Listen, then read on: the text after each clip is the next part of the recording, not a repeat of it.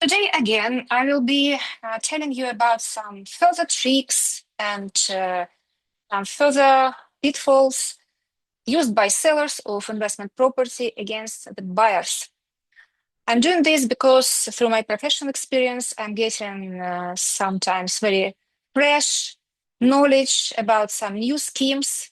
So I really want to share this with you. In my previous video, I told about scheme number one, when a developer gets a loan and do not repay it. So it goes into insolvency, then under administration or liquidation, and the building is usually either sold voluntarily or it's forced to be sold at a lower price. And usually all the money is being taken by the insolvency practitioners, their lawyers, and not return to investors. Maximum in England, which people are receiving, from my experience, it was around 12-13% their liquidation of a developer. Recent trick which I discovered, be very careful. I believe it's a kind of manipulation or maybe a scheme between developer, owner, and the collectors, a certain firm of collectors. When you buy property, you need to check the period which the management company contracted to work for you. If it's a very short period, be careful, because what happens? They leave the position and the freeholder hires a new management company. By English law, they only inform you by post. And many foreign investors do not receive any post at all, so not aware that there was a change of control, either freeholder sold the business or management company changed. They do not disclose their new contract details. What happens? After investors do not receive the post, they receive a letter from the court or from collectors, and the amount of ground rent service charge is extremely high. And it's very hard to cancel, reject, to do something with this judgment, as it's already there. You just need to pay or negotiate with collectors. So what I advise to do, when you purchase a property, you always tell the solicitors who are acting on the seller side to give a kind of promise that in case of change of control, they must inform you by emails, by your contact emails, giving the new contact number and new numbers of the new management company freeholder. No hidden websites, not acceptable at all. You insist that notices shall be very, very clear and straight to your email.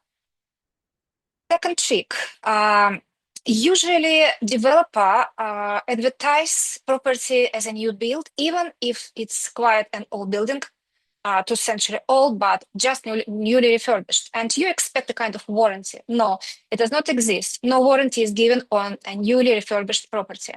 So you need to really attend and check all the quality, how the refurbishment was done. Maybe some issues shall still be remediated before the purchase. Because if you buy, then you're responsible for all remediation within your property. The same regarding the furniture and equipment. You need to check that it's workable, in proper condition, functioning, etc. The recent trick that sellers, against the conveyancing protocol, they do not give the forms, certain property forms, which on 20-30 pages properly discuss, properly set the all condition, what you are buying, what's included, when and which reports, checks were made. They just refusing to give this without any explanation, and you cannot force them issue these forms. Your role is either to send a surveyor and to check everything for you, or you visit yourself and check everything. Condition of the refurbishment, appliances, furniture, everything which you wish to check. Trick number 3, the other side, when you buy, pretend they do not Actually, they just ignore or miss answer to the question about the service charge budget for future years. They give you the current service charge, which is okay, it's acceptable. But they hide from you the predictions about service charge in future. So you must insist, ask as many times as you need to get the response.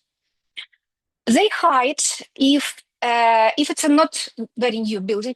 They sometimes hide from the buyer that they know about some major works to be done over the building.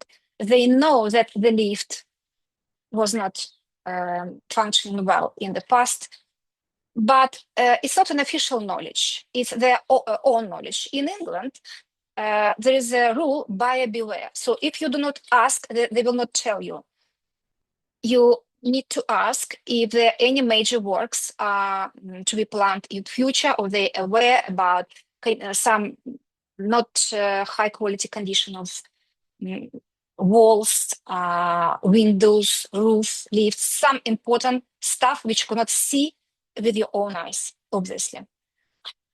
That's it for now. Next video, I'll give you some more tricks, and see you later.